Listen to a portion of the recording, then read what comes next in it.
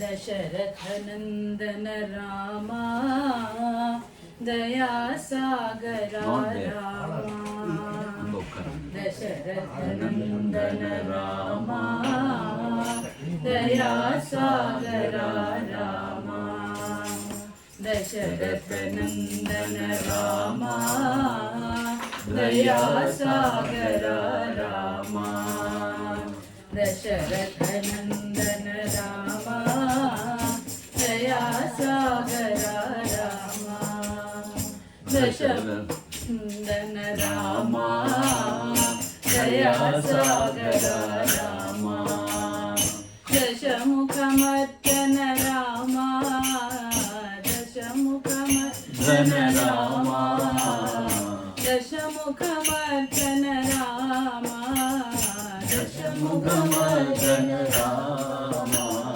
दैत्यकुलान्तक रामा दैत्यकुलान्तक रामा दशमुखमर्दन रामा दशमुखमर्दन रामा दैत्यकुलान्तक रामा दैत्यकुलान्तक रामा लक्ष्मण सेवित रामा लक्ष्मण सेवित रामा लक्ष्मी मनोहर रामा लक्ष्मी मनोहर रामा लक्ष्मण सेवित रामा लक्ष्मण सेवित रामा लक्ष्मी मनोहर रामा लक्ष्मी मनोहर रामा सूक्ष्म स्वरूपा रामा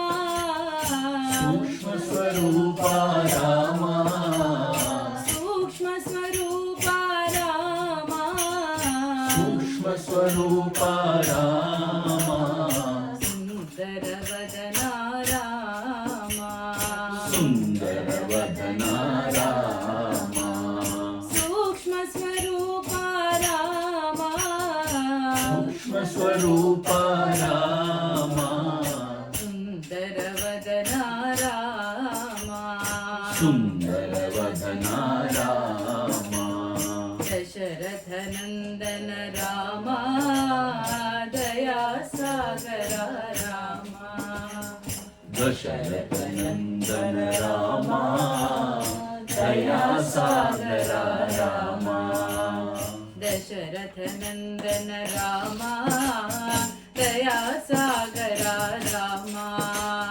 दशरथनन्दन रामा दया सागरा रामा दशमुखमर्दन रामा दशमुखमर्दन रामा दशमुखमर्दन रामा दशमुखमर्दन रामा दैत्यकुलान्तक रामा दैत्यकुलान्तक रामा दशमुखमर्दन रामा दशमुखमर्दन रामा दैत्यकुलान्तक रामा दैत्यकुलान्तक रामा लक्ष्मण सेवित रामा लक्ष्मण सेवित रामा लक्ष्मी मनोहर रामा लक्ष्मी मनोहर रामा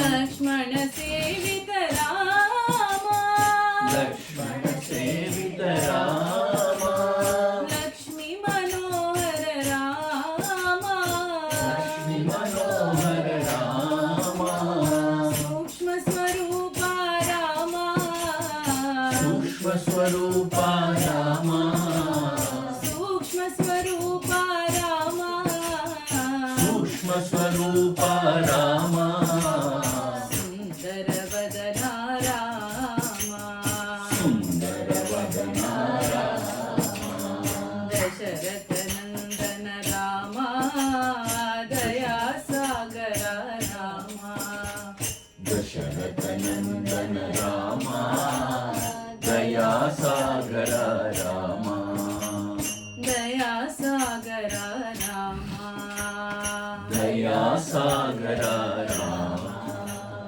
दया सागर रामा, दया सागर राम। सियावर रामचंद्र की जय।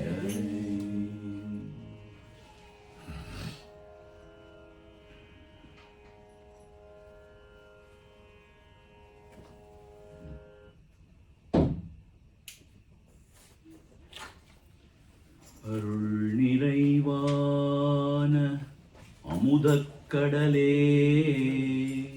விரிகதிரால் யாவும் விழுங்கும் அருண கிரிபரமான்மாவே, கிளருளப்பூனன்றாய் விரிபருதியாக விளங்கு. சித்திரமாமிகுதெல்லாம் செம்மலையே நின்பாலே, உத்திதமாய் நின்றே ஒடுங்கிடுமால். நித்தியமும் நானென்றிதயம் நடித்திடுவையாலுன் பேர் தானிதயம் என்றிடுவர்தாம். அகமுகமாரந்த அமலமதி தன்னால், அகமிதுதான் எங்கெழும் என்றாய்ந்தே அகவுருவை நன்கறிந்து முன்னீர் நதி போலும் மோயுமே உன் கண்ணருணாச்சலனே ஓர். வெளிவிடயம் விட்டு விளங்கும் அருள் நேசா, வழியடக்க நிற்கும் மனத்தால் உளமதனில் உன்னை தியானித்து யோகி ஒளி காணும். உன்னில் உயர்வுருமீதுன் உன்னிடத்தில் ஒப்புவித்த உள்ளத்தால் எப்பொழுதும் உன்னை கண்டு எல்லாமும் முன்னுருவாய். அந்நியமில் அன்பு செய்யுமன்னோன் அருணாச்சலாவில்கும் இன்புருவாய் உன்னிலாழ்ந்தே. அருணகிரிரமணன் ஆரியத்திற்கண்ட அருமறை அந்த கருத்தேயாகும். அருணா சல பஞ்சகமணியை தன் தமிழ் வெண்பாவால் உலகு கழித்தானு வந்து. அரியாதீதர சீவர தகவாரிச குகையில் அறிவாயிரமி பரமாத்துமன் அருணாச்சல ரமணன். பரிவால்குளம் உருகானல பரனார்ந்திடு குகையார்ந்து அறிவாம் விழித்திரவாய் நிசமறிவாய் அது வெளியாம். அண்ணாமலையாய் அடியேனை ஆண்ட அன்றே ஆவியுடல் கொண்டாய் எனக்கோர் குறையுண்டோ. குறையும் குணமும் நீ அல்லால் என்னேனிவற்றை என்னுயிரே எண்ணம் எதுவோ அது செய்வாய். கண்ணே உந்தன் கழழினயிர் காதற் பெருக்கே தருவாயே. கண்ணே உந்தன் கழழினயிர் காதற் பெருக்கே தருவாயே. ஓம் அதிமதுர சாபஹஸ்தாம் अपरिमितां मोदभान सौभाग्यां अरुणां अतिशय करुणां अभिनव कुलसुंदरीं वंदे ओम ऐं ह्रीं श्रीं श्री Arunachalam.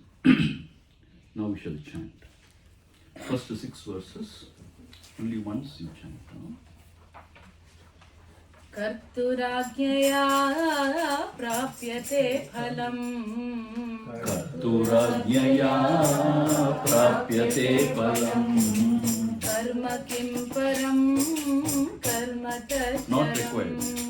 कर्म किं परं कर्म तज्जडम् कृतिमहो दधौ पतनकारणम् कृतिमहो दधौ पतनकारणम् फलमशाश्वतं गतिनिरोधकम् फलमशाश्वतं गतिनिरोधकम् ईश्वरार्पितं नेच्छया कृतम् ईश्वरार्पितं नेच्छया कृतम् चित्तशोधकं मुक्तिसाधकम् चित्तशोधकं मुक्तिसाधकम् कायवाङ्मनः कार्यमुत्तमम् कायवाङ्मनः कार्यमुत्तमम् पूजनं जपश्चिन्तनं क्रमात् पूजनं जपश्चिन्तनं क्रमात् जगत ईषदी युक्तसेवनम् जगत ईषदी युक्तसेवनम् अष्टमूर्तिभृदेवपूजनम् अष्टमूर्तिभृदेवपूजनम् उत्तमस्तवादुच्छमन्दतः उत्तमस्तवादुच्छमन्दतः चित्तजं जप ध्यानमुत्तमम् चित्तजं जप ध्यानमुत्तमम्. Can you please remove this agarbatti?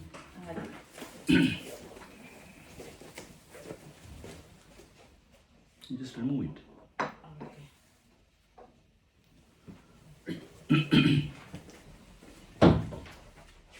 So in the Upadesa Saram, yesterday we have seen Bhagavan giving us 3 important sadhanas to develop devotion towards the Lord. One is pujanam, worshipping of the Lord. That is pujanam. And then japa, chanting the mantra or the name of the Lord.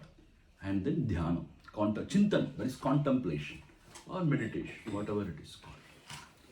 Then he says, the japa is superior than puja and meditation is superior than japa. Why? Because it becomes more effective sadhana. The mind becomes more and more purified and it goes within. So therefore, we should not stop only with japa or only with puja or japa. We should go for higher meditation also. On the other hand, we should not just neglect puja and straight away, try to practice meditation. It will not happen that way. So serially we have to try and practice. And in puja also, he said, it is not worshipping the deity, jagata ishadi yukta sevanam. You serve the world with the idea that you are serving the Ishvara, the Lord. That is the real pujanam. And Lord is not only in the form, Ashtamurti Brother, 8-fold forms. In the Panchamahabhutas and in the Surya and Chandra and the Jiva. So, seeing Lord in everything, that is real pujanam. And serving the humanity, the people around you, that is real sevanam. It's a very rare thing because Bhagavan never talks about, serving the mankind and all. But here, as he is giving the essence of the Upadesha, he says, serving the world or the humanity, looking the world as the Ishvara. Ishadhi Yukta, that is very important. That is real pujanam. How beautiful. And then he says, japa also, stavanam, the glory, the singing the glories of the Lord is wonderful. And more than that, you should start japa by chanting loudly. Then ucha means loudly. Then mandata, softly. And then chitta jam japa. Then you have to chant within. That japa itself take you to the state of meditation. There you should remain with a perfect stillness. That is the sadhana prescribed. Now, is it that easy, the meditation? What is meditation actually? See, mind always roams. Our Acharya always used to say, it roams in Desha, Kala, Vastu. These three parameters. Desha, Kala, Vastu. Desha means the place. It is now here, suddenly it goes somewhere else. Is that not so? Place. Kala means the past it goes, or to the future it goes. Vastu means jumps from one object to the other. So this mind is very difficult to tame.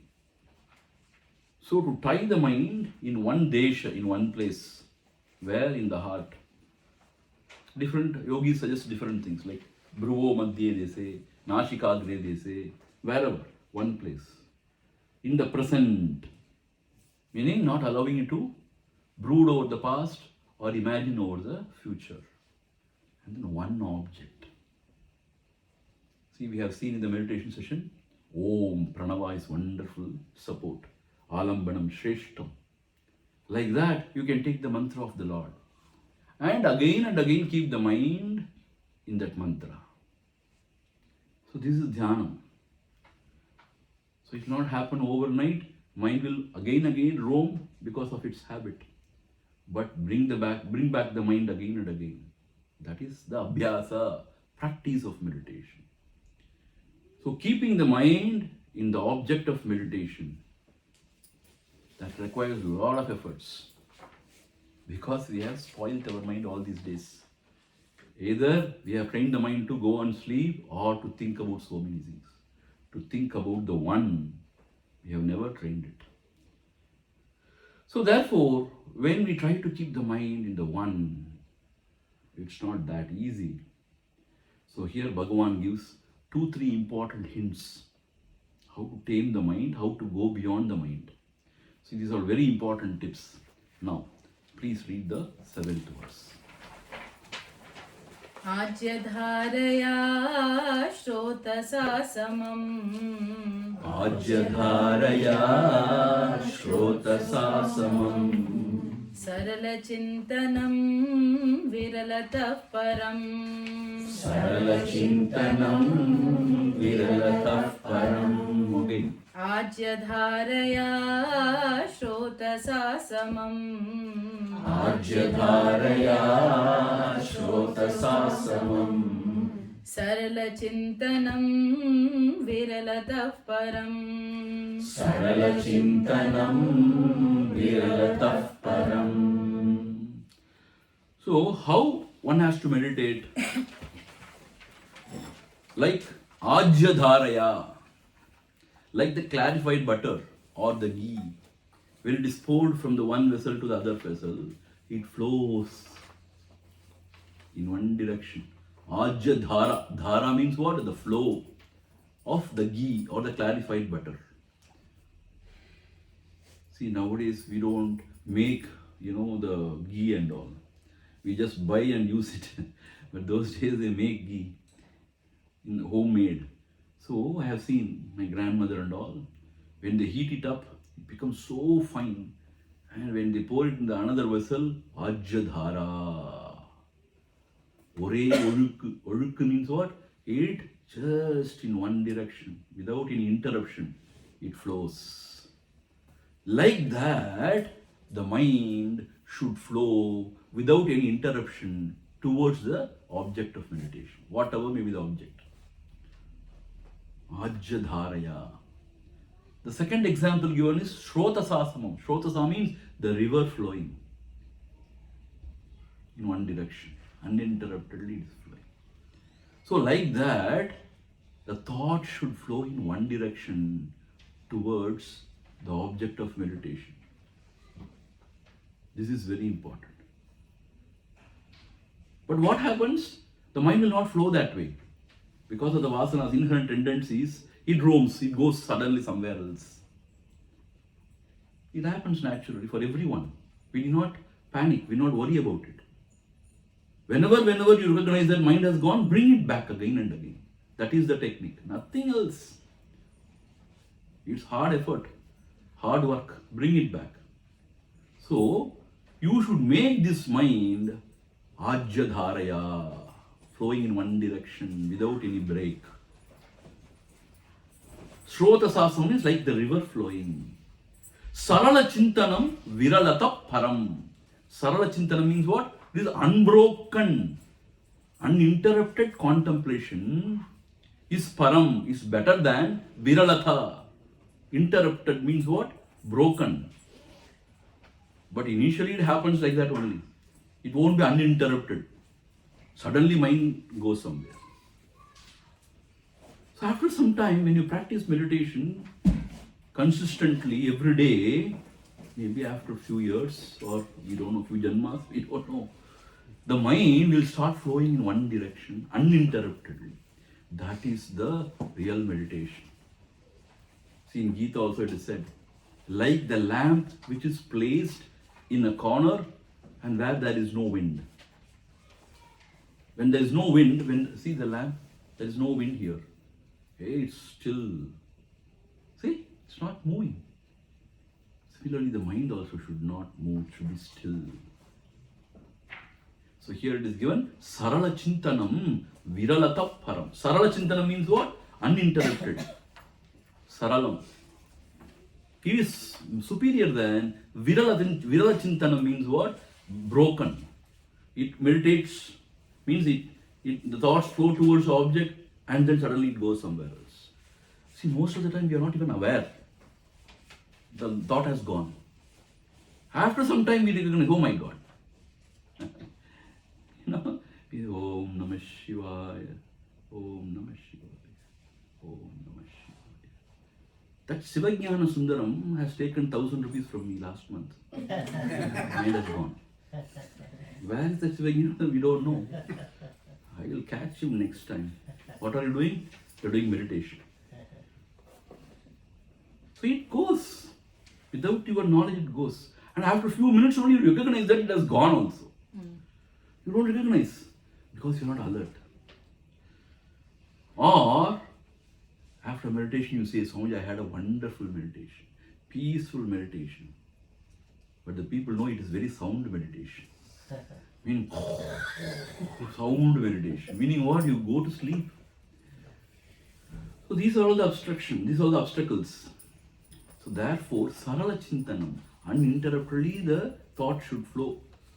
See, this we should be able to achieve. See, this can be achieved. You know how? Shri Krishna gives two keywords in Bhagavad Gita chapter 6. Abhyasena cha kaunteya vairagyena cha grihyate. Beautiful. Abhyasena cha kaunteya. Kaunteya Okunti Putra. Abhyasa. Through sincere practice for long, it can be achieved. And second important factor is vairagyena cha grihyate. More and more you develop dispassion towards the world, more and more the mind will settle down in the heart. If you don't have dispassion, forget about spirituality. More you get detached to the world, more you get attached to the self. So this is the secret. Without developing dispassion, if one tries to go within, no, it will not go. How it will be Sarala Chintanam? It won't be. You know. So therefore, by practice and through healthy detachment towards the world, we should achieve a state where the thought is not obstructed. Means it is flowing continuously towards the object. That is Sarala Chintanam. Like the clarified butter poured into another vessel or the river flowing. The mind should be made to flow in one direction. This is very important. And the second, the second key point or the second technique or tip for the real meditation, the next verse. Bheda bhavanat sohamityasau. Bheda bhavanat sohamityasau. Bheda bhavanat sohamityasau. Bheda bhavanat सोऽहमित्यसौ भावनाभिधा पावनीमता भावनाभिधा पावनीमता भावनाभिधा पावनीमता भावनाभिधा पावनीमता. How beautiful. See here Bhagavan says Bheda Bhavanat. Bheda Bhavana means what? You consider the Lord to be somebody else. That is Bheda Bhavana. Who is the God? Where is He? God. God is there in Kailasha or in Vaikuntha. Somewhere He is the Father in the heaven. You say now. So you keep God as somebody else. This is Bheda Bhavana. Bheda means what? You still maintain a difference between yourself and the God. God is somebody else. Aniya bhavam. Anniyama nanikirathu Bhagavan. This is called as Bheda Bhavana. I mean, now I am there, a Jiva, poor, limited Jiva, and Ishvara, all powerful. He is there. What is He doing? When you do good, then He blesses you. When you commit sin, then He punishes you. Like that, He is sitting somewhere. You know? So this idea of God sitting somewhere other than me means Bheda Bhavana. Instead of this Bheda Bhavanam, if you can think, see, Soham ityasau means what? Saha aham iti asau. Saha aham iti asau. So this is a beautiful phrase. Saha means he. He means what? The Lord, the Shiva or the God. Ahamiti. He is not somewhere else. He is my own self, true self, seated in my own heart. Ahamiti asau. This bhavana. It is called as abhidha bhavana. In the second line, see? Bhavana abhidha. You have to split it as abhidha bhavana. The second line. Abhidha bhavana means not keeping God as somebody else. Not differentiating yourself from God. Meaning, thinking that Lord is my own true self, who is seated in my own heart. This Ananiya Bhavanam, in Tamil it is said, Aniya Bhavathin Avanahamahum, Ananiya Bhavame Undipara, Anaithilum Uttamam Undipara. Ananiya Bhava means we should never treat the Lord as somebody else. He is my own. He is seated in my own heart. He is my own, not even my own, He is my own self. When the body mind is transcended, we are God only. So He is seated in the heart. This bhavana, bhavanimata, that really purifies. The scriptures, they say, Matha means they are of the opinion, this purifies. Arunachalan ahameyana.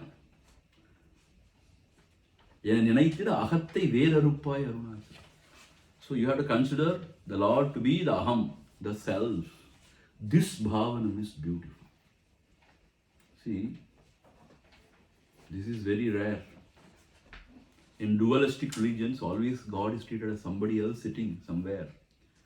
But in Sanatana Dharma, in the Advaitic thought, it is said, Tat Tvamasi, that you are. Meaning that same Lord is your own true self.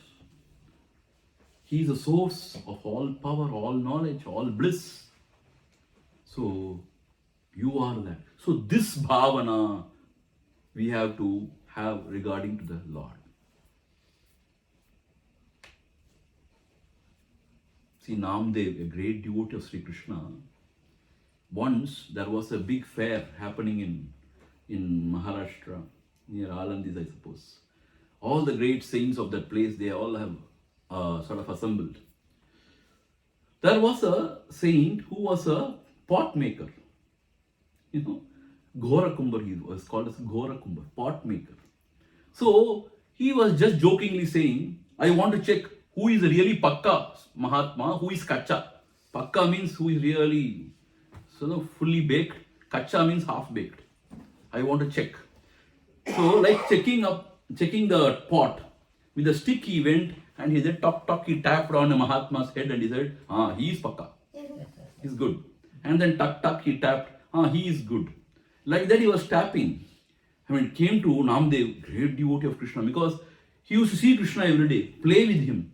Such a great devotee. He came near him to tap. He said, why? You want to tap at me and see? You know who I am? I'm a great devotee of Krishna. No, wait. I want to. Tuck, tuck, he tapped. He said, he is kacha. Then everybody started laughing. Then he got so humiliated. Then he ran away crying to Krishna. Krishna, Krishna, Krishna. Every day you come and I play with you. And they say, I am kacha. Kacha means what? Useless, half-baked. Then Krishna appeared, it seems, in front of him and said, maybe they are right. Huh? You are also saying they are right? Yes, I also think they are right. Then what should I do? I will tell you one thing. You go to a faraway temple, he says. You go there you will find your guru. Hare Krishna, you are my guru. No. Familiarity breeds contempt. We are so too close now. You will not accept me. You go to that guru. Then this Namdev goes. There was a Shiva temple. In the Garbhagriha, in the Sanctum Sanctorium, there was a saint just sleeping, putting his leg on the Shivalinga, on the god.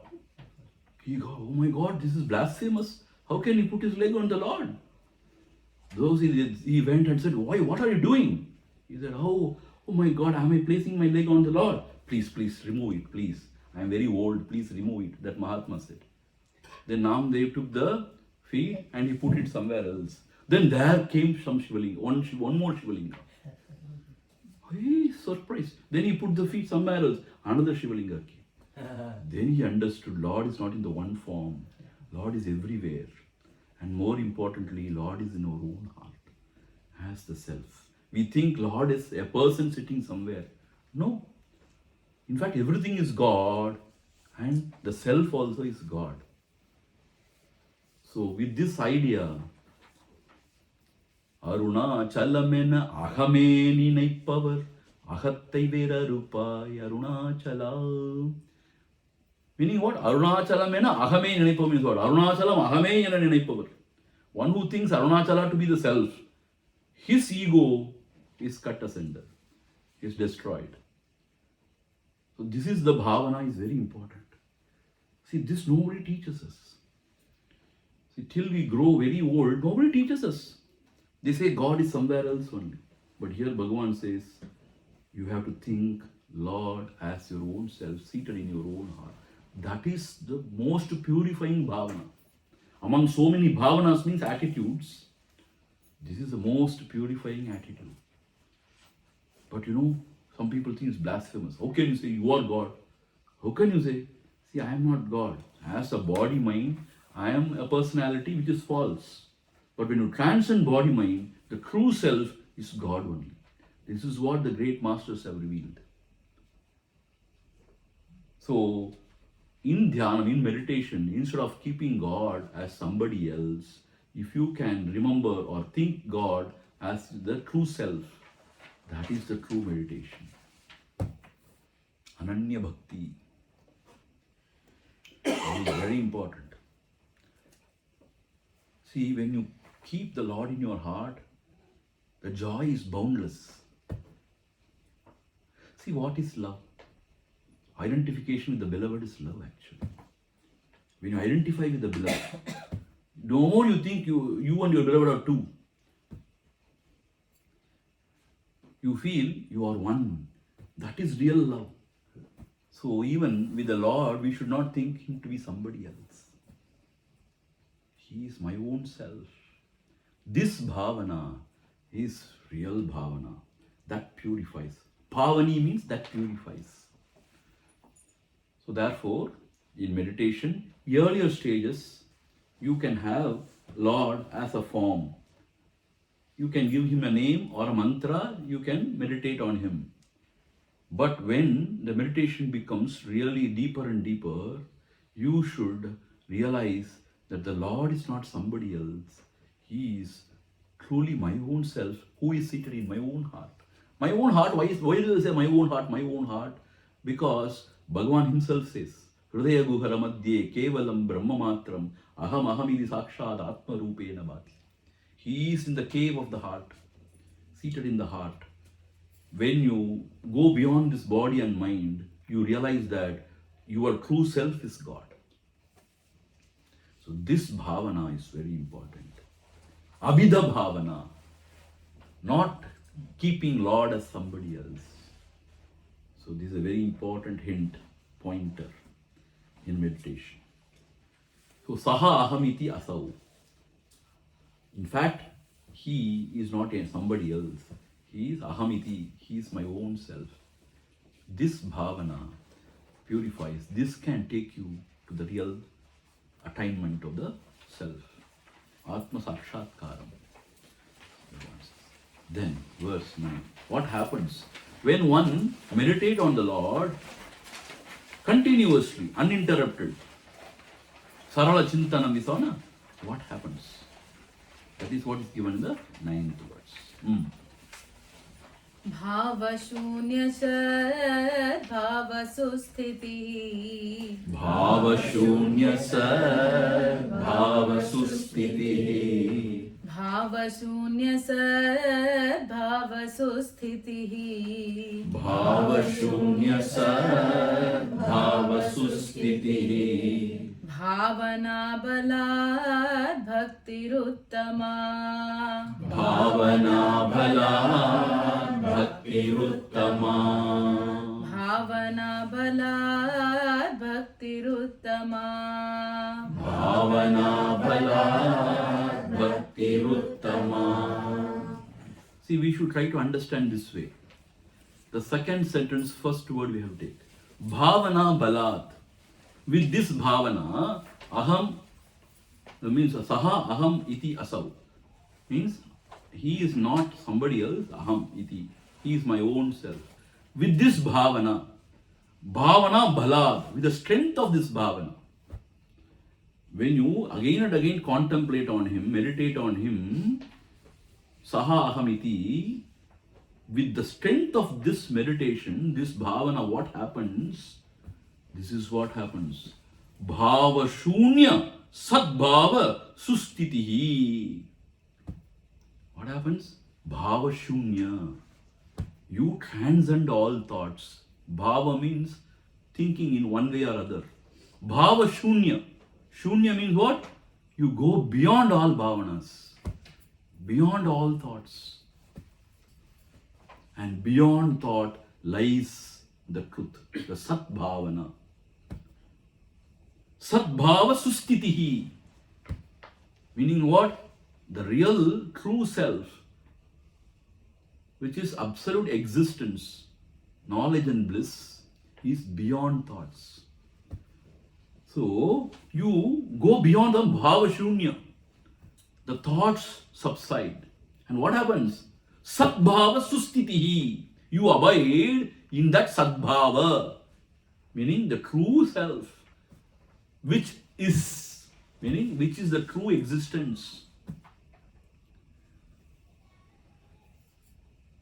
And that is Bhakti Ruttama, that is true devotion. See? That is devotion, that is true devotion, he is saying here. What is true devotion? To remain without any thought in your own true self, meaning Sadbhava Sustitihi. Sadbhava means in that truth, which is pure existence. I am, pure existence. In that you remain. Now, I am, and I also think so many things. Identify with the body, mind, I think so many things. Now, remain as self without any thoughts. That is Sadbhava Sustitihi. How that happens? Now, if you just sit without entertaining any thought, I'm going to sit, you will sleep. Then, with the help of the bhavana, with the help of the thought, you reach thoughtless state. How? Thinking about one thought, or meditating on one, again and with that strength of that bhavana, you reach a state where you go beyond all bhavana, all thoughts, and there remains the self, which is the truth. There you abide. Sustitihi means there you abide. How beautiful. Gurudev Swami Chinmayanji gives a beautiful example. See, the masters, they give wonderful examples, to drive a point. He says, have you seen this game called as pole vault? They carry a stick, a pole. They run, and then they place the pole on the ground, and they gain the height, and then they go beyond that obstacle. They give up the pole and they go beyond the obstacle. You understand? Suppose if he is not carrying the pole, he will not gain the height, because there the obstacle will be very high up. Not like a long jump and all, it is very up high. So if he is not carrying the pole, he cannot gain that height. He can only run under the obstacle. Suppose he places the pole and he gains the height, but if he is not leaving it behind, then also he cannot cross. You understand? So that pole is required to gain the height, but with the pole you cannot cross. You have to leave the pole. So thoughts are required to go beyond thoughts. So the meditation, please understand. So this sadbhavana or this the saha ahamiti bhavana is required. That is also a thought only. That is like a pole. You gain the height, and then that also should be dropped. So with the strength of this bhavana, you go beyond bhavana. See how beautiful it is. Without the bhavana, you will sleep or your mind wanders. So you take the help of the bhavana. Bhavana means by a thought. What is the thought? Lord is my own self, saha ahamiti, and you meditate. With the strength of that meditation, mind goes beyond thoughts. What happens? The meditator and the meditated upon, both of them, they just become one or they collapse into that divine one. So that is the state, satbhava, sustitihi, there you abide. So this is meditation. This is true bhakti, he says actually. Bhakti ruttama, he says. Meaning this is the true devotion. So with the help of the thought, the meditation also entertaining a thought only, single thought. With the help of that, you gain, like the pole vault, you gain the height. Then you go beyond all thoughts. Where is Paramatma? He is just behind or behind all thoughts. He is the enlivener of all thoughts. When you turn within, when you go beyond thoughts, there he is. This can happen very much. So Bhagavan says you take a support, a Lord with the form initially, and start meditating. Instead of Virala Chintanam, Sarala Chintanam is important. Uninterrupted meditation. Instead of keeping him as somebody else, keeping as one's own self is very auspicious. And there also, when you meditate like that, with that bhavana, you become bhava shunya. You go beyond bhavana, beyond all thoughts. Shunya means, nothing, no thoughts. And what is that? That state is satbhava sustitihi. That is the real state of abidance in the self. So abide like that. That is bhakti ruttama. So that is the goal of bhakti sadhana. He is talking only about jnana sadhana. How can he say bhakti sadhana? This he says as bhakti sadhana. So, if you keep Lord Krishna as somebody else, then, yeah, that is good, but still better is to keep Lord Krishna as my own self. To consider him as my child, as my guru, it's all fine. All these are several other bhavanas. But to consider him as the self, very self, who is in my own heart, my own self, then it becomes wonderful. And with that bhavana, you go beyond all bhavana. So what is the goal of meditation? is to go beyond all thoughts. Using one thought, with the strength of meditating on that one thought, you go beyond all thoughts. And beyond all thoughts is the truth, which is I am, meaning Sat Bhava Sustitihi, the true existence, which is imperishable, which is infinite, which is unlimited. That existence is the true self. So you go beyond. How beautifully Bhagavan has taken us, see. See, this is Bhagavan. He started with saying, worship the Lord, pujanam, then mantram japa, you do my japa of the Lord, mantra, taking the mantra. There also in pujanam, just not the idol, jagata ishadi yukta sevanam, serve the world as the form of the Lord. That is real pujanam. He is in Ashtamurtam, not in just that form. In everywhere he alone is. And japa also you should start as ucha and then mandata and then chitta jam japa. Then meditation also, not like as you think, ajya dharaya shrota sasamam. It should be continuous, unbroken, like the clarified butter poured into another vessel. Sarala chintanam is important. And please do not do the mistake of keeping God as somebody else. Avidha bhavana, keeping as one's own self. Saha aham asau, aham iti asau. This bhavana is important. With this bhavana, continuously meditate. It means in the strength of this bhavana, bhalat, strength of this bhavana, you go beyond all bhavana. And that is real bhakti. There you remain as your own true self. Sadbhava sustitihi. Sadbhava means what? In that true self or the true existence you remain. Sustitihi means you remain. That is real bhakti. Bhakti Uttama, he says. And then he concludes this Bhakti Yoga, the most beautiful verse. See, more than Sanskrit verse, Tamil verse is so beautiful.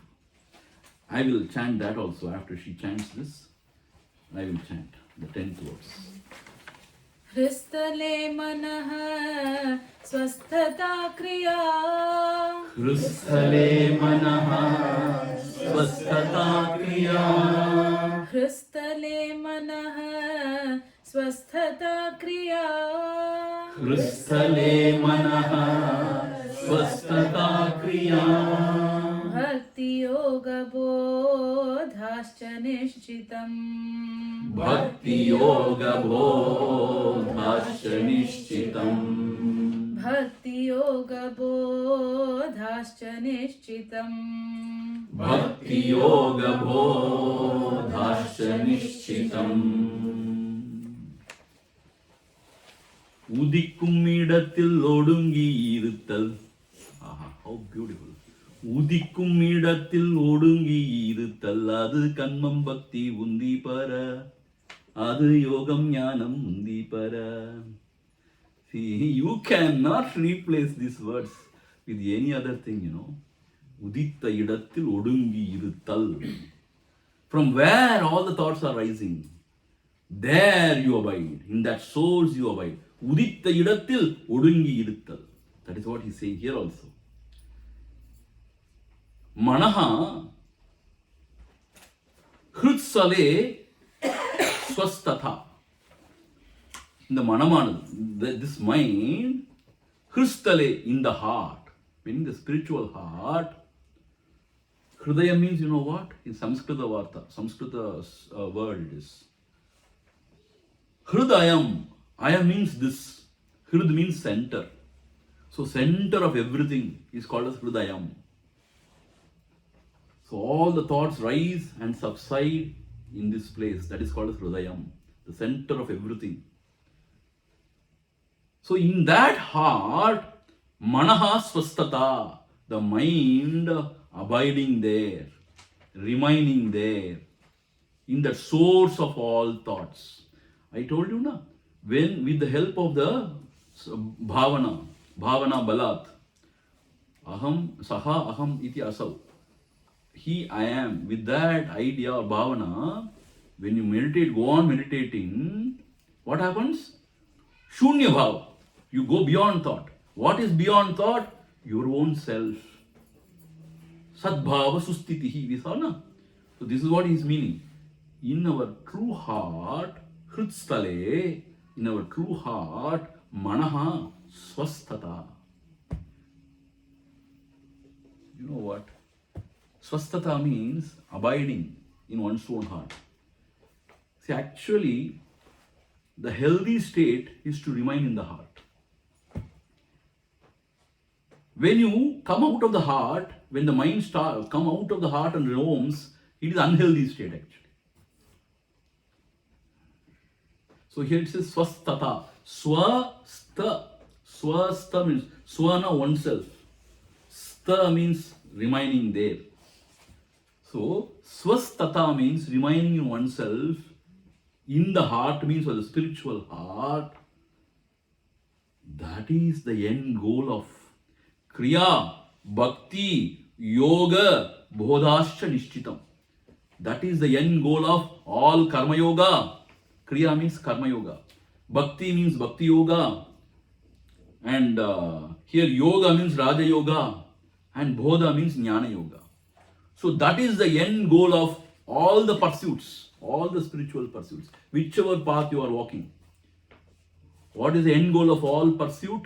Going beyond all bhavana, all thoughts, and to remain oneself in the heart means in the true heart, in oneself, just to abide. Swasthata, to abide in oneself. That is the end goal of everything. Karma Yoga means that only for that Karma Yoga. What is Bhakti Yoga? That is Bhakti Yoga. What is Ashtanga Yoga? That is Ashtanga Yoga. Jnana Yoga, that is Jnana Yoga. So whatever may be the yoga. Uditta idathil odungi iruttal. Adu kanmam bhaktiyum undipara. Adu yogam jnanam undipara. Wherever the mind arises, in that source, abide, remain there. That is the heart. Remain there. That is the end goal of all yogas. If this can be achieved, then yes. If this cannot be achieved, that's all. Meaning, whatever you do, always when you are roaming in the world outside, you are not even a sadhaka. See, it's not, half an hour morning I do something, evening half an hour, and rest of the time I go on doing something else. It doesn't help.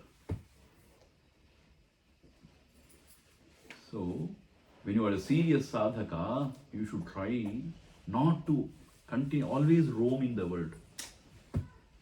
Bahirmukha. You should become antarmukha and remain in the self.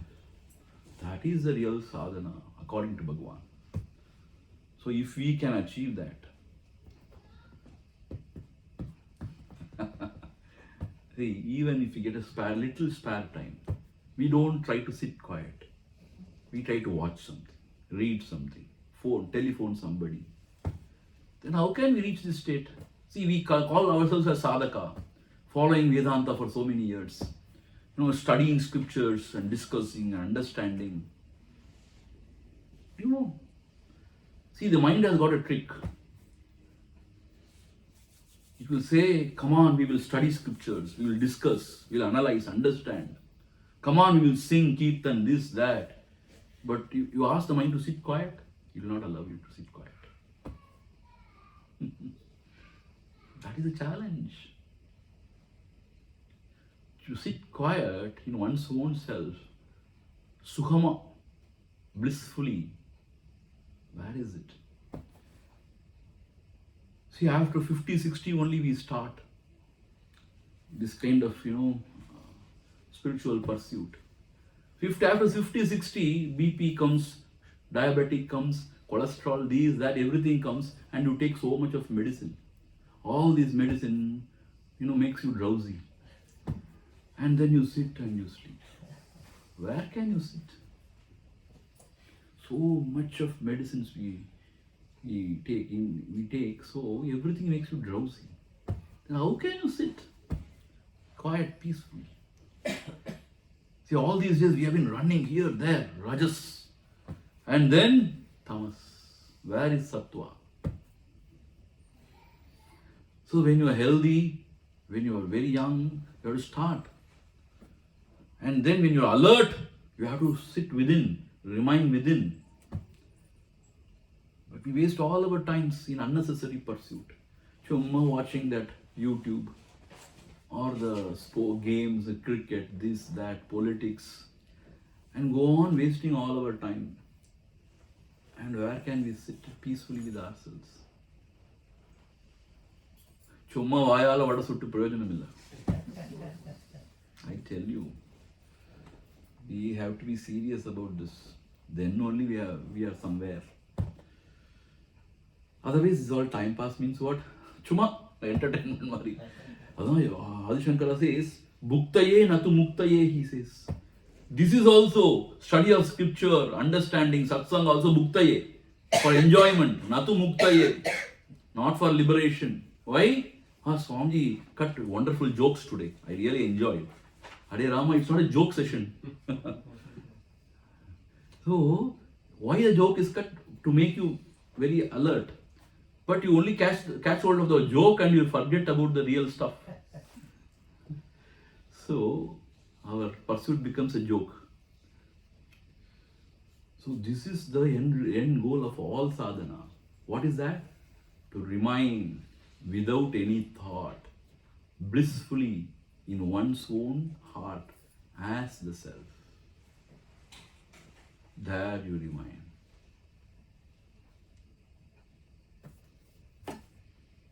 All the other sadhana is only to achieve this. See, karma yoga means all the chanting, this, that, serving the world. Everything is to purify the mind and to take you here. The bhakti sadhana, all the devotion towards the Lord, everything should make you still in your mind. And the mind should drown in the remembrance of the Lord. And even Ashtanga Yoga means what? Chitta vritti nirodhaka. Meaning what? All the thoughts are destroyed. Jnana means what? You remain as the self. That self is Brahman, the consciousness is pervading the whole universe. So you remain there. So this 10th verse is so beautiful. To remain in one's own heart as the self, true self, the pure existence. That is the goal of all pursuit. So Bhagavan concludes here the Bhakti Sadhana. Is it Bhakti Sadhana? Yes. He says Bhakti Uttama, he says in the last verse. And then he now takes up the Raja Yoga or Ashtanga Yoga. But you know what? Actually Bhagavan, whenever you ask him about Raja Yoga, he says, no, you inquire who am I, everything will happen. Don't worry, he says.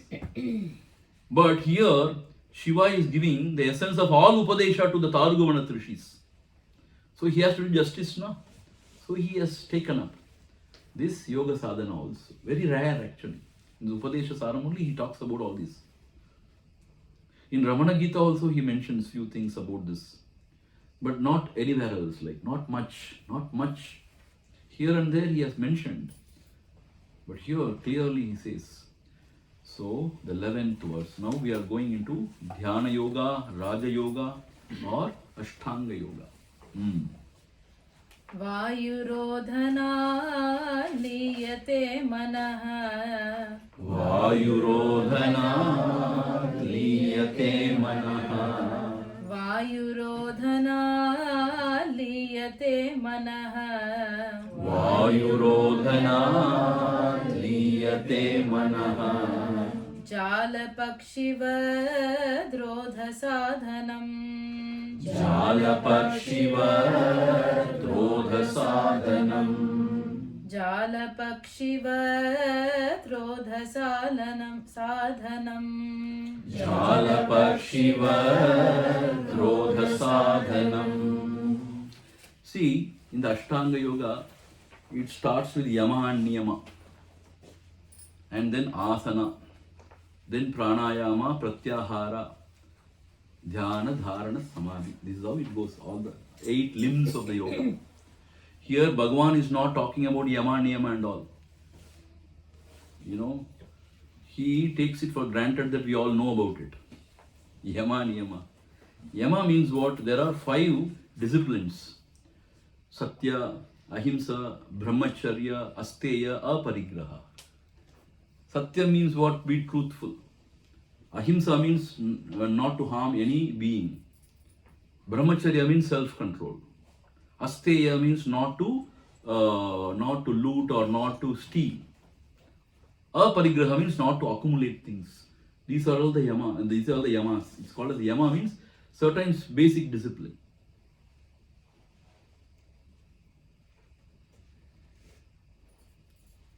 So our Acharya says, when you function in the world with respect to the world, these niyamas are all suggested. You have to only talk the truth to others. Generally, ahimsa means you do not hurt others. You should not indulge indiscriminately. Self-control is required. That is brahmacharya. You should not steal. You should not covet others' wealth. And you should not go on accumulating things. So these are all basic yama. Niyamas means what? Niyama means shaucham, cleanliness with respect to oneself. You have to be clean physically, mentally. Then santosham. Santosham means manatripti. You should be very satisfied and contented in mind. These are all very important for yoga sadhana. When you are not contented, when you are running around in the world, how can you do yoga sadhana? So these are all the niyamas. Then tapascharya, austerities. Then swadhyaya, study of scriptures. Then ishvara pranidhana, worshipping of the Lord. These are the niyamas. So when you follow this yama and niyama, then mind is purified and then you are qualified for this Ashtanga Yoga. Then comes the asana. Asana means how you sit, the right posture to sit. So that you concentrate your mind on the higher.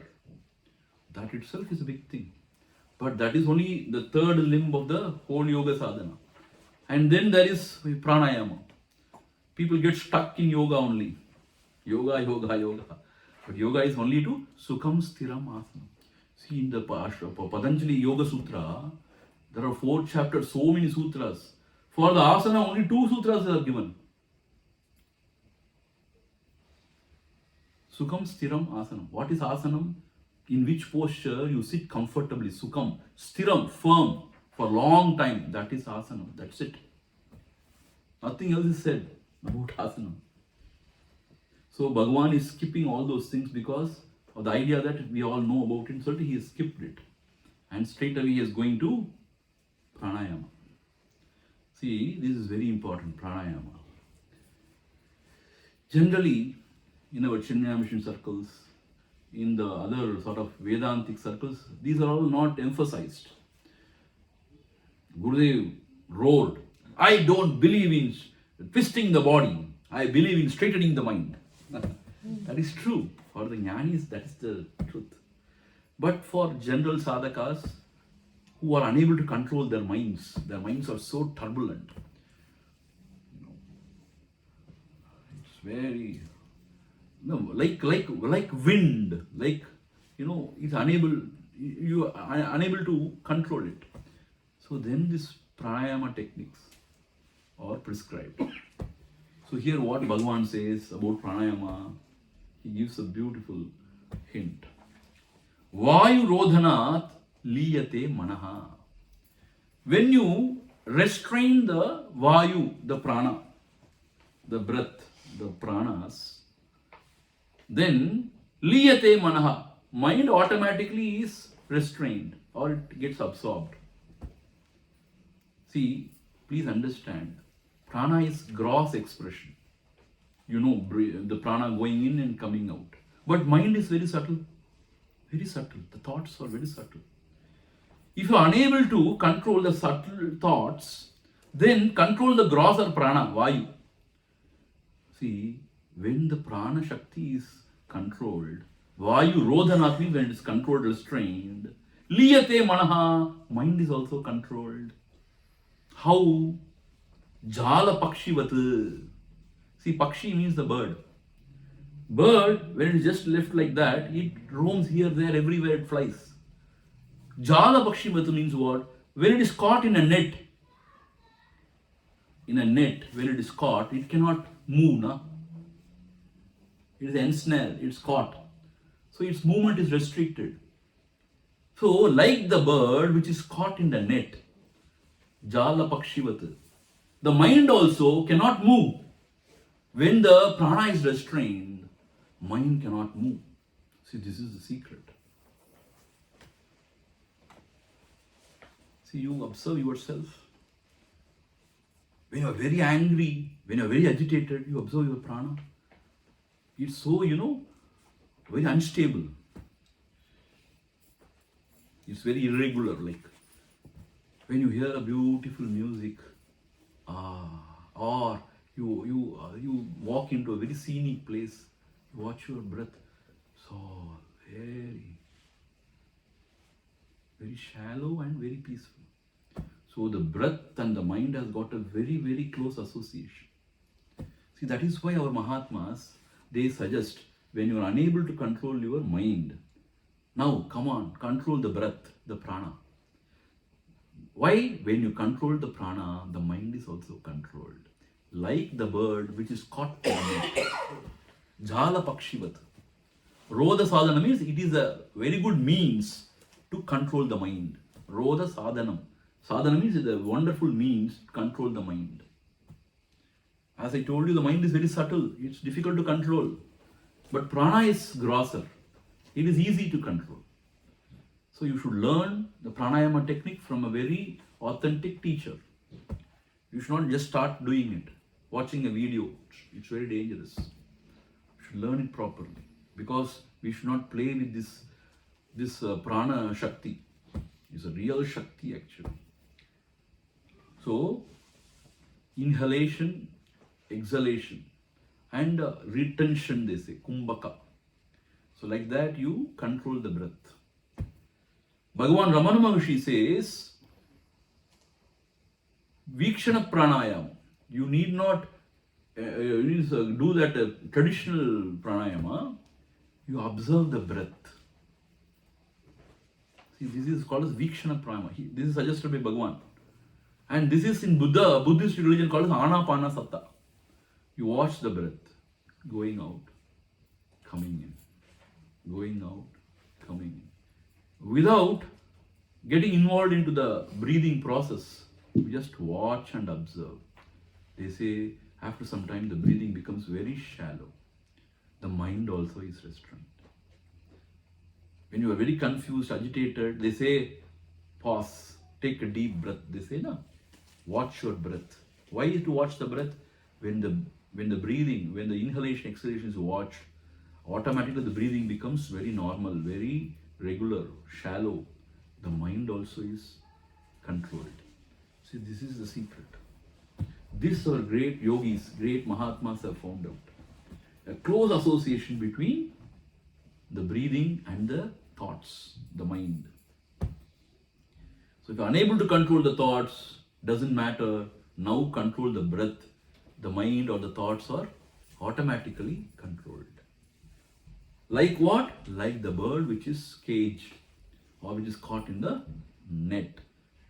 The mind is restrained. Now moving on to the next verse. Chittavayavas Chittavayavas Chittavayavas Chitriyayutaha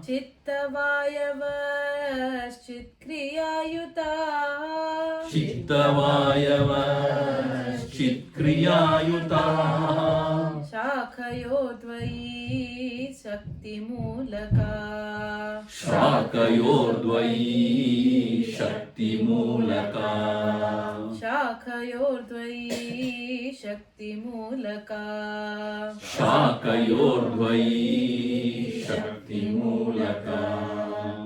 Here Bhagavan says, Chitta Vayavaha.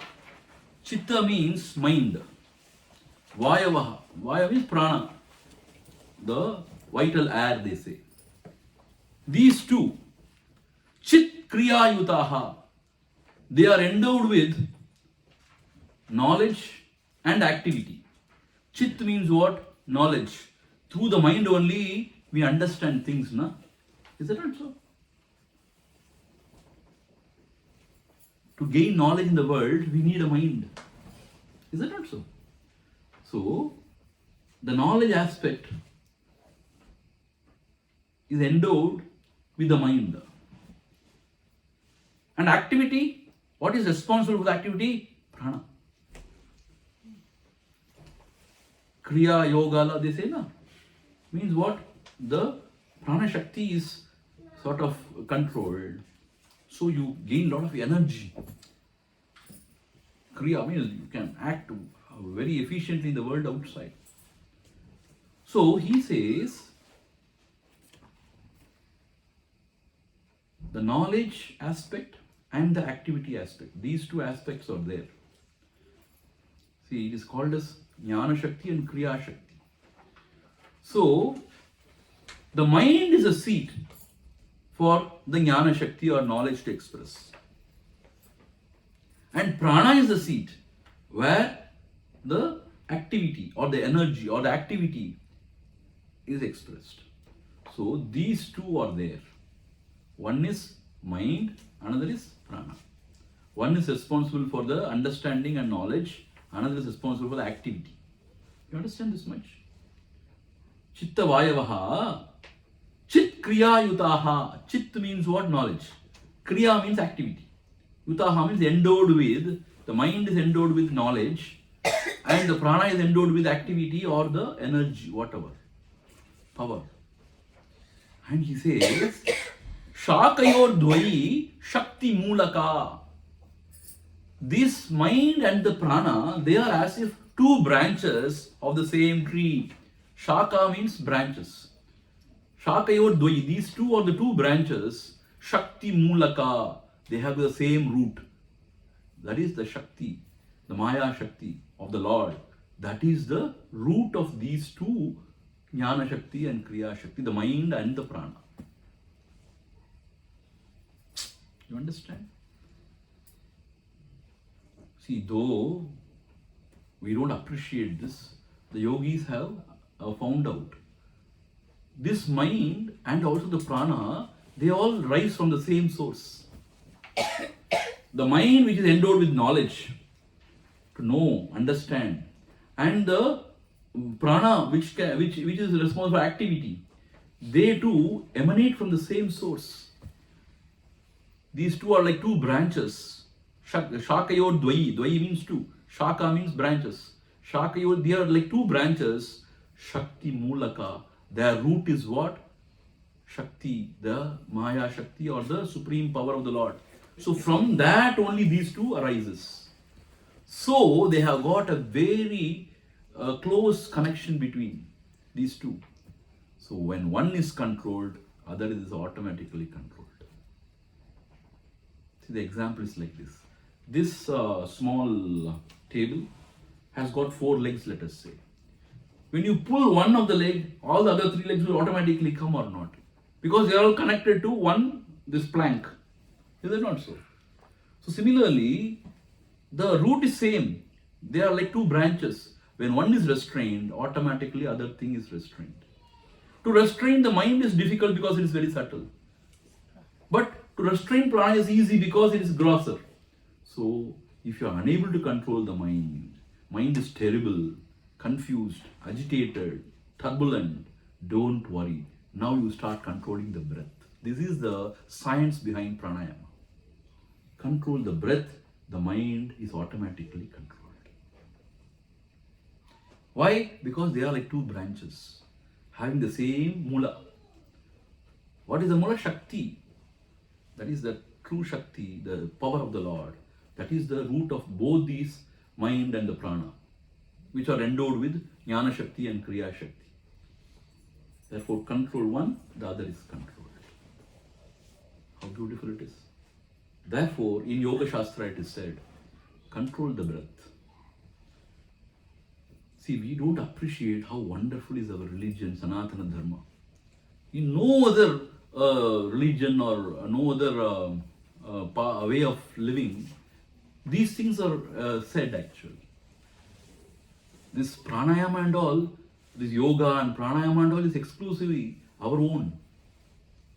They have found out if you control the prana, the mind is controlled. When you control the mind, when the mind is transcended, you are God. It's not that you have to worship some God somewhere else. Is it not that you have to go and reach that abode of that some God? No. Here and now, if you transcend the body mind, you are God. This is Jivan Mukti. How wonderful this is. So, to control the mind, you have to control the breath. See, there are few very advanced sadhakas. For them, these things are not required. Their mind is already quiet. They have less vasana. Mind is not agitated or confused. Less desires. So for them, these are not required actually. And Bhagavan says, when somebody asks Bhagavan, which is the right posture, good asana to sit for meditation? Which is the right asana, they asked. Bhagavan said, sit in your own self, that is the asana. Sit in your own self. Then the devotees asked him, what about pranayama? Should we do pranayama? Bhagavan said, if you give attention to the I thought, from where I is arising, the mind or the prana will by itself subside. He says, you need not do anything. See, these are for advanced seekers, whose mind is already quiet because they have done it in the previous janmas. There are few people, rare people like that. But for others, full of vasanas, lot of desires, agitations, confusions, their mind is not under their control. For them to sit for Atma Vichara becomes so difficult. They say, it's not my cup of tea, sorry. So for them, when you restrain the prana, the breath, then the mind is restrained. And after that, the mind can be employed in dhyana or Atma Vichara. That is what Bhagavan is going to say. Why this, when you control the breath, why the mind is controlled? Because they are all not different things. They are like two branches of the same tree, like same root, same thing. Therefore, one is controlled means the other is automatically controlled. So this is the way to go forward. How beautiful. Now moving on to the next verse. Laya vinashane ubhayarodhane. Laya vinashane ubhayarodhane. Laya vinashane ubhayarodhane. Laya vinashane ubhayarodhane. Layagatam punar bhavati no mritam. Layagatam punar bhavati no mritam. Layagatam punar bhavati no mritam. Layagatam punar bhavati no mritam. See, when you control the prana and the mind, ubhaya rodhane, ubhaya means these both. When you control, rodhane means when you control the prana and then the mind, what happens? Two type of things can happen. One is called as laya, another is called as vinasha. See, Bhagavan makes a very clear distinction. What happens? When you control the prana and the mind is also controlled, what happens? Laya can happen. Laya means what? Mind gets absorbed, but temporarily. Our Acharya used to say, like applying a brake to a vehicle. When the vehicle is moving, then you apply a brake. The vehicle stops. But when you take your feet from the brake, once again the vehicle starts moving. So when you do pranayama, because of that, when you control the mind, yes, mind is restrained.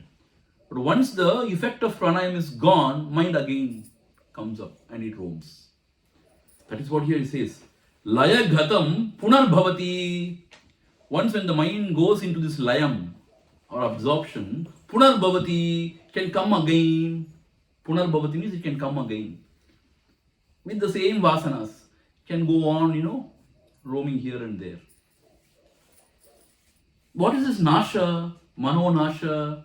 Nasha means what? Na umritam. It has already gone, dead and gone. It will never come back. That is sought after. The mano nasham. See, there are two types of absorption. One is laya, another is vinasha. So laya, vinashani, ubhayarodha. Ubhayarodha, when you control the prana and the mind, what can happen? Two things can happen. Either the mind can go into some sort of laya. What is the problem there? It will come again. Punarbhavati. And what about vinasham? It will never come back. Because mritam, already it is dead. The mind is dead and gone. Can never come back. So that is Jivan Mukti. Mano nasham. That is Jivan Mukti. The mind or the ahankara will not raise its head again. Once and for all gone. These are the two types of absorption. But you know what? Only if you have done pranayama and if the mind is restrained for some time, you will go into some sort of layam. Means temporarily the mind gets absorbed. But the mind will not be destroyed. Once when the pranayama power, this effect is over, the mind will come again and starts the game again. So that is not enough. That is what he is meaning here. This is what we should understand. Swami Tapon Maharaj, Gurudev's guru, he says, by talking about or by focusing attention only on prana can never be the truth revealed, truth be attained. Why? Prana is inert, insentient. If you want to attain, you have to focus attention on the Chaitanya Vastu. See, chumma prana, if you focus attention, it's all inert, insentient. How can the insentient thing can lead you to the Chaitanya Vastu, to the Supreme, which is full of higher intelligence? Cannot. Only when you focus attention on the Chaitanya Vastu, it can lead you to the Chinmayam. So therefore, if you are very satisfied and complacent, only doing pranayama and the mind is so peaceful, I am happy, oh, this is what the final state. No! The mind may be absorbed temporarily, but it will come back, it will trouble you again, and there is no transformation. So laya is not enough. Vinasha should be achieved. Vinasha means the mind should be destroyed once and for all. How it can be achieved?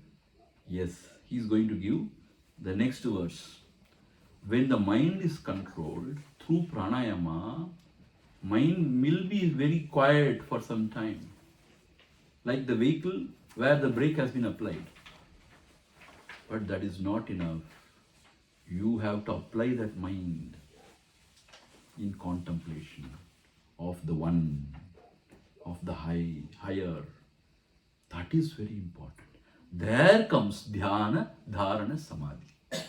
See, why it is insisted, some people think only if you, master the prana shakti, pranayama, through pranayama, everything is done. No, it is not done. And even Bhagavan wants, it can take you to some jada samadhi. Jada samadhi means you will be there in that samadhi for so many years. But still, nothing happens. Why? The mind can come again with all the vasanas. So that is not advisable. He says we have to go for the nasha, mano nasha. So that cannot happen only through pranayama. That's what is Bhagavan saying now. Please understand. So how the vinasha can be achieved, the destruction of the mind, how it can be achieved. This mind which has been tamed now through pranayama should be applied in the contemplation of the one, the higher. That is what he is going to reveal through the next verse. Pranabandhanat linamanasam. Pranabandhanat linamanasam. Pranabandhanat linamanasam. Pranabandhanat linamanasam. एकचिन्तनात् नाशमेत्यतः एकचिन्तनात् नाशमेत्यतः एकचिन्तनात् नाशमेत्यतः नाशमेत्यतः Prana bandhana, when you restrain the prana through pranayama practices, lina manasam, mind will be restrained or will be absorbed temporarily. You experience that peace. Yes, chitta vritti nirodha cannot happen. Temporarily there are no thoughts, the mind is so peaceful, quiet. But it will come again to trouble you with same vasanas. So then what should be done? That mind now eka chintanat nashametyadi. Adaha means this mind which has been restrained now eka chintanat. You have to apply this mind eka chintanat. Contemplate. Chintana means contemplation of eka, one. What is that one? That is the self. Eka chintanat. Continuous contemplation of the self. Or continuous Atma vichara. What happens? Nashameti. That is destroyed once and for all. Destroyed means what? It will not come again. It will not, punarbhavati, na punarbhavati. It will not come again. Yat gatva nanivartante, they say na, in Upanishads. So it's clearly said here, only when you master the asana, it is not enough. Why are you mastering the asana? To master the mind. So prana only if you master it's not enough. Why are you mastering the prana? To restrain the mind. But that is only temporary. Afterwards, when the mind is quiet, when it's available, then you have to apply the mind on eka chintanam, contemplation of one. See, as I told you, it can be an object of meditation. It can be the name or form of the Lord, or the mantra, or it can be some Upanishadic mantra, or it can be contemplation on one's own self, Atma vichara. Through one of these methods, continuously the mind should be applied. Eka chintanat. Then nashametyadi. Then it will be destroyed once and for all. So this is very clear. See, like Bhagavan, nobody can give clarity.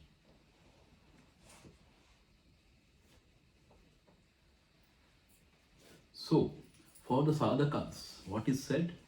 If you find in any of the days your mind to be very turbulent, confused, agitated, sit quiet, and if you have learned pranayama, practice pranayama for some time, 10-15 minutes. It helps the mind to quieten. If you have not learned pranayama in a traditional way, then this observing the breath, vikshana pranayama it is called as. You should not try to do anything. Just watch and observe the breath. It's going in, coming out. Like that you observe. Observe the mind. Observe the breath, prana. Then the mind will quieten. After that, you should apply the mind on eka chintanam. So this is all Bhagavan's original writings. Please understand. He has given it in Tamil also beautifully. Then same idea he has composed in Telugu and Malayalam and in Sanskritam also. It is not composed by anybody else, not translated by anybody else. Bhagavan himself has given. So he says, Eka Chintanat Nashametyadi. So through contemplation, so the contemplation or meditation is required, or Atma Vichar, whatever, is required to destroy this mind once and for all. So therefore, if somebody comes and tells you, only through asana and pranayama everything is achieved, it is not so. Afterwards, the same mind has to be applied in the concentration or meditation or on Atma Vichara. So what happens? What happens when the mind is destroyed? What happens? What happens? There are no more vasanas. Mind is totally destroyed means there are no more vasanas. Only when there are vasanas, it comes out as desires, expresses as desires, thoughts and actions in the world outside. When you perform action, once again the idea of I am doing, I am the doer, enjoyer, then what happens? Vasanas. Once again more vasanas. Then more desires. Then more activity. So when this Mahatma has contemplated on the one and he has destroyed his mind, meaning he has gone beyond all vasanas, all the vasanas are burnt, then what happens? What happens? He goes beyond all karma bandhana. Meaning, he goes beyond all karma bandhana, means there is no karma, vasana pressure from within to act or not to act. We all have got this vasana pressure. We cannot remain without acting in the world outside. We are compelled to act because of the vasana pressure. There is a pressure like inside, from inside. I want to do something. For this Mahatma, no vasana, therefore no mind, therefore mind is not arising from the heart. For him, no karma bandhana. For him, there is nothing to achieve. He has attained everything. There is nothing more to achieve. There is nowhere to go, nothing to do. He has achieved everything. From his standpoint, there is no world to reform. See? There is no world to enlighten. Because for him, there is only Atma, the self. There is nothing else. Everything is all false, mithya. It has all been sort of thrown out. So from his vision, there is only one. What is that? The Brahman or the self. So in that Brahman is Purnam. There is no flaw. There is nothing lacking in that. So there is no world. Nothing to transform. Nothing to reform. There is no ajnana whatsoever. So there is no need to give knowledge to anybody. There is nobody. So for him, there is no need for any action. Or, for some reason, divine reason, if he is doing something, nobody can stop him also. See, when he has gone beyond the karma means, you know what? He has got the freedom either to act or not to act. If he wants to remain quiet, he can remain quiet forever. If he wants to act, he can act also. Nobody can stop him. Even Vedas cannot put, conditions within Nishedam. No. That is what is going to be expressed in the next verse. What happens to such a Mahatma who has destroyed his mind or gone beyond or burnt all his vasanas? What happens? What happens? He truly goes beyond karma bandhana. Meaning he becomes truly free. The freedom he enjoys. What is that freedom? Freedom is he can sit quiet and peacefully without doing anything. In his own self, blissfully he can sit. Because there are no vasanas, so there is no pressure from within. And from his vision, there is nothing other than him. Other than the true self, which is Puranam. You understand? For some reason, if he wants to act, somehow, nobody can stop him also. He can act also. That is real freedom. Please understand. He can never act afterwards. He becomes like a stone, rock. No, he is not scared of actions also. Bandhana mandirumengra bayamum kadiyadu avanukku. See, he is not scared of actions also. Or he is not compelled to act also. He is truly free. That Mahatma is truly free. For him, nothing to achieve because he has achieved everything. For him, there is nowhere to go because for him, there is no space and time. Everything is self. And he's already enjoying the bliss means what? The Ananta, the infinite bliss. Therefore, his mind will never run after anything in the world. So, such is his exalted state. Bhagavan is going to explain the next verse. Drishyavadi. Nashtamanaso Krishta Yoginah. Nashtamanaso Krishta Yoginah. Nashtamanaso Krishta Yoginah. Nashtamanaso Krishta Yoginah. Krityamasti kim swastitim yatah. Krityamasti kim swastitim yatah. Krityamasti kim swastitim yatah. Krityamasti kim swastitim yatah. Nashtamanasaha. When the mind is destroyed, nashta manasaha, for whom this utkrishta yoginaha, this yogi who is utkrishta yoginaha, is an exalted yogi. Meaning what? He is not ordinary. He is Yogeshwar Krishna Amari. He is an exalted yogi who has destroyed his mind. For him, Kim Krityamasti, what is there to do? Kim Krityamasti, what is there to do? Meaning what? There is nothing for him to do. As I told you, there is no compulsion from within, somehow to do something in the world, to achieve something and prove something. Nothing. For him there is no world. There is nobody inside also to prove anything.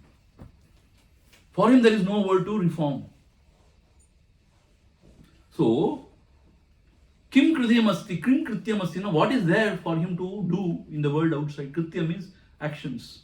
What is there for him to do in the world outside? Krita Krityata. He has done everything, whatever has to be done. Krita Krityata. He is so fully satisfied. Atma Rama. Atma Santushtaha. He is totally content within, with his own abhorrence in the self. So for him, what is there to perform in the world? For this Utkrishta Yoginaha, Kim Krityamasti, what is there for him to do in the world outside? Then Swamiji, why like Kanchi Paramacharya and others, Swami Gurudev, Swami Chinmayananji and all, we find them going on, working in the world outside. Yeah, they have that freedom. For some reason, if they are inspired, for some reason, if they are working in the world outside, nobody can stop them. Meaning, not even the Vedas can put conditions like this is to be done, that is not to be. No. They are totally free. And in Gita it is said, even if they kill 100 people, they have not killed anybody. Are they? How is this? Yeah. They don't have any ego. Truly they don't have any ego. It is said in Gita, please understand it in a proper sense.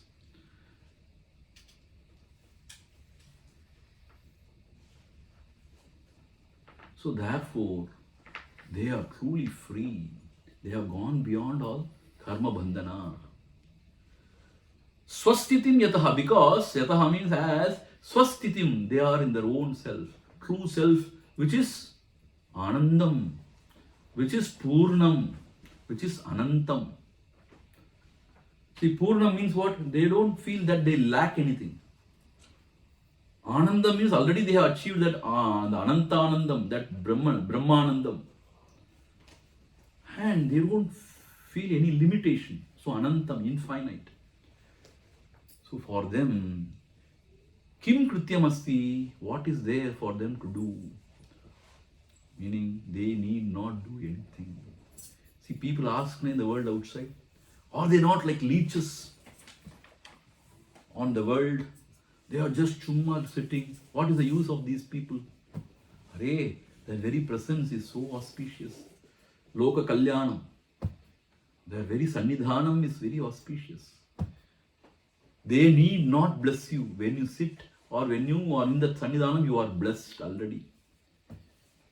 That is how they function in this world. They need not do anything. Somebody asked Bhagavan, see, so many people are suffering due to this World War II. Bhagavan, why are you not doing anything? You are just sitting quietly. Then Bhagavan asked, how do you know that I am not doing anything? He asked, it seems. See, people say two versions. Once he is so told, it seems, if something is happening in the dream, what will I do? Something is happening in the dream. Dream itself is false. No? What do you expect me to do? That is one aspect. Second, he said, how do you know that I am not doing anything? Meaning what? Their presence itself is very soothing and consoling for those suffering. See, people come to Bhagavan and sit at his feet and their mind becomes so quiet. What else you need?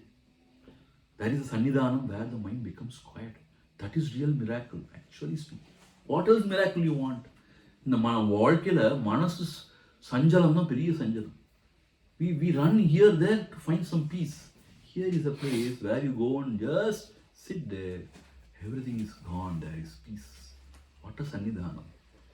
So that is a great Mahatma Sannidhanam. So there is no question, Vanna Prayojan, what is the use of their existence? Hari Ram, what is the use of your existence? Tell me. You create only confusion. Wherever you go. See, Acharya says, the wise distributes happiness wherever they go, and the otherwise, whenever they go. Beautiful, I tell you. So therefore, this Mahatma has got nothing to do, nothing to achieve. Nobody can compel him to act, nobody can stop him from acting also. See, if this is true for Mahatma, this is true for the Lord also.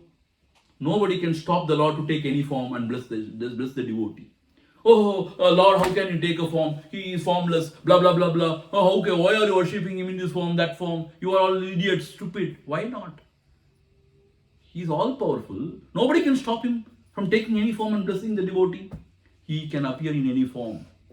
And he is formless only. But see, Bhagavan once said, you stupid jiva, if you can take a form, why not Ishvara? What a logic and reasoning. See, you are very limited ego, jiva. Very limited. If you can take a form, why not Ishvara? Who can stop him? What a beautiful logic. So definitely he can take a form. He can bless the devotee. Nobody can stop him. Nobody can compel him also to take a form. Now only இவ்வளோ யோசிக்கிறேன், இவ்வளோ தியானம் பண்ண வந்துதான் தீரணும். அது எப்படி வர முடியும்? So the idea is this Mahatma, he cannot be compelled to act. From within also, from without also. At the same time, nobody can stop him also from action. He is truly free from all actions. That is the meaning of truly free from all actions. Please understand. And such a Mahatma is a real Mahatma who is worthy of worship. Worthy of worshipping in this world. So here almost the Dhyana Yoga ends. And now tomorrow we are going to start a very interesting chapter. Bhagavan's real Upadesha, that is Atma Vichara. How to focus our attention on who am I and go within and abide in the self. Bhagavan is going to explain everything beautifully. So tomorrow we will see Atma Vichara, and day after this Brahma Atma Ikya Bodha and few other things. Okay. Om Purnamada Purnamidham Purnat Purnamudachyate Purnasya Purnamadhaya Purnameva Vasishyate. Om Shanti Shanti Shanti Hari